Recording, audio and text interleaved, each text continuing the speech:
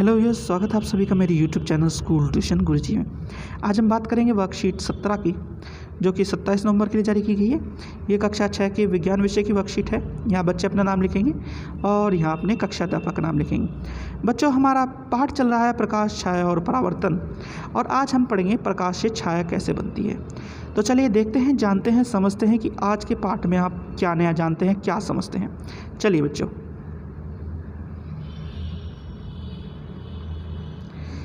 एक अंधेरे कमरे में टॉर्च जलाएं और टॉर्च के सामने अपना हाथ लाने पर आप टॉर्च के सामने दीवार पर बने अपने हाथ को छाया देखेंगे। आप अंधेरे में छाया नहीं देख सकते। छाया बनने के लिए आपको प्रकाश के स्रोत की आवश्यकता होती है। जब प्रकाश का मार्ग किसी वस्तु द्वारा बाधित या अवरुद्ध होता है, जो वस्तु के पीछे के क्षेत्र को अंधेरा रखता है, क्योंकि प्रकाश उस क्षेत्र तक नहीं पहुँचता, इसलिए है क्योंकि प्रकाश एक सीधी रेखा में चलता है। तो बच्चों, ये बता क्या रहा है कि जब हम किसी प्रकाश के स्रोत को किसी वस्तु पर डालते हैं, तो वस्तु पर डालने के कारण जो प्रकाश जो सीधी रेखा में चलता है, उसका मार्ग अवरुद्ध होता है। और मार्ग अवरुद्ध जब होता है तो उसके पीछे, ठीक पीछे, वस्तु के पीछे उसकी छाया का निर्माण होता है। ये कहलाता है प्रकाश के द्वारा छाया का बनना। बच्चों चलिए आगे देखते हैं, जैसा कि आप इस फिगर में देख भी रहे हैं। आगे देखते हैं बच्चों। चलिए बच्चों, देखते ही हैं। हम एक दीवार या ज़मीन या किसी भी सतह पर एक छाया देख सकते हैं, जो एक पर्दे के रूप में काम कर सकती है। तो बच्चों, हमें क्या चाहिए? जो वस्तु है उसके पीछे एक जगह चाहिए, जिसे हम पर्दा कह सकते हैं, ज़मीन की सतह कह सकते हैं, या दीवार कह सकते हैं, जहाँ पे वो छाया बने। उसके ऊपर ही छाया बनेगी और हम उसे देख सकते हैं। बच्चों आगे है, अपारदर्शी वस्तुएं पराभासी वस्तुओं की तुलना में अधिक गहरी छाया उत्पन्न करती हैं।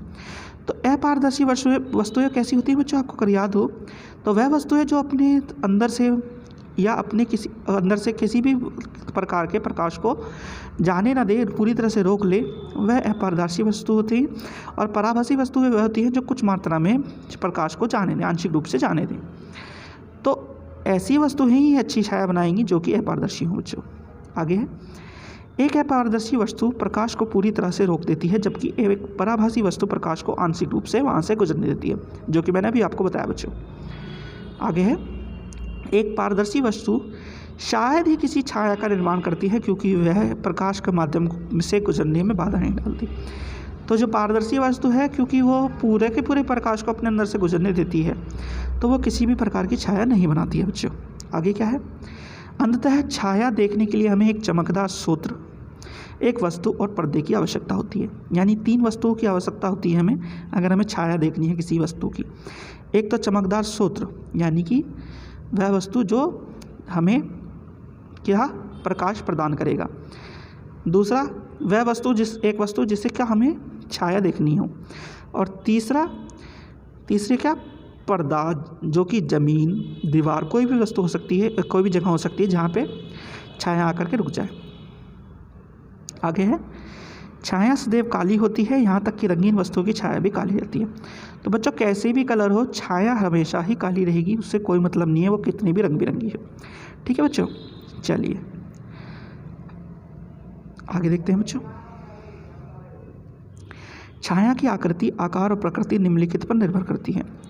तो छाया की आकृति, आकार और प्रकृति किस चीज़ पर निर्भर करती है, देखते हैं बच्चों। पहला, कोण जिस पर प्रकाश वस्तु पर पड़ता है, वह कोण जिस पर प्रकाश वस्तु पर पड़ता है, इस पर निर्भर करती है। वस्तु और स्रोत का आकार कैसा है, वस्तु और स्रोत का आकार कैसा है, इस पर निर्भर करती है। वस्तु और प्रकाश स्रोत के बीच की दूरी, ये दूरी कितनी है, इस पर निर्भर करती है। और तीसरा क्या है बच्चों, पर्दे और वस्तु के बीच की दूरी।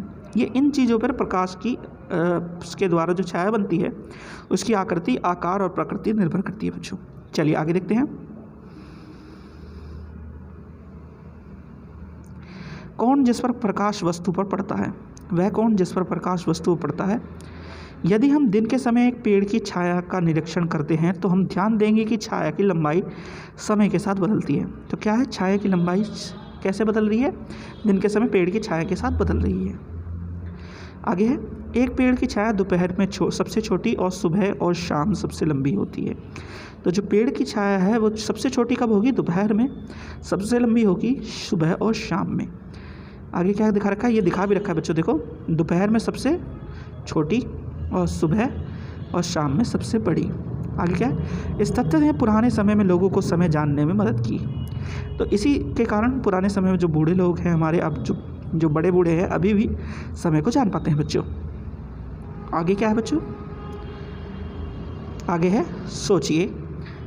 एक टॉर्च तारे के आकार के कार्ड पर चमकती है और कार्ड के पीछे रखे पर्दे पर एक छाया बनती है। यदि टॉर्च को कार्ड से दूर ले जाया जाता है तो छाया के आकार में क्या परिवर्तन होगा।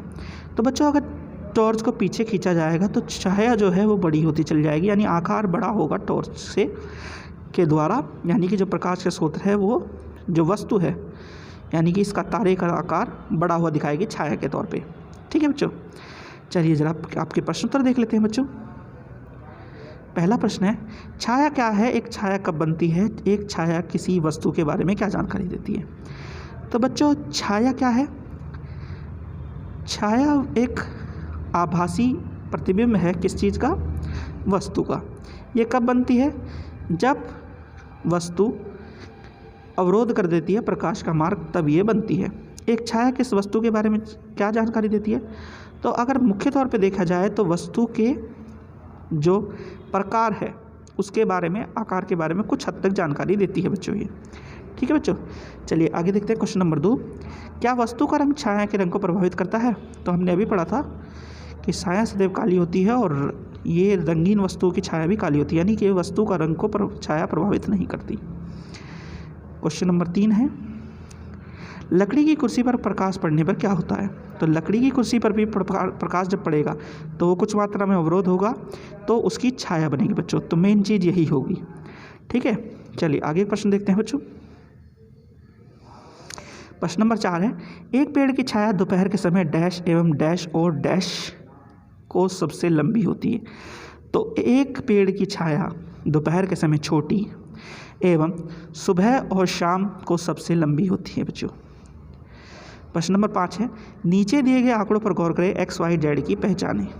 तो यहाँ पे हमारे पास एक्स वाई और जेड है। एक्स क्या है बच्चों, वस्तु है। वाई क्या है, टॉर्च या स्रोत है प्रकाश का। और जेड है छाया जो बन रही है बच्चों उसकी। तो बच्चों ये हो गई आपकी वर्कशीट कंप्लीट और वीडियो भी। आशा करता हूँ आपको वीडियो अच्छी लगी होगी। अगर वीडियो अच्छी लगी हो तो चैनल को सब्सक्राइब करें, वीडियो को लाइक करें, शेयर करें। Thank you.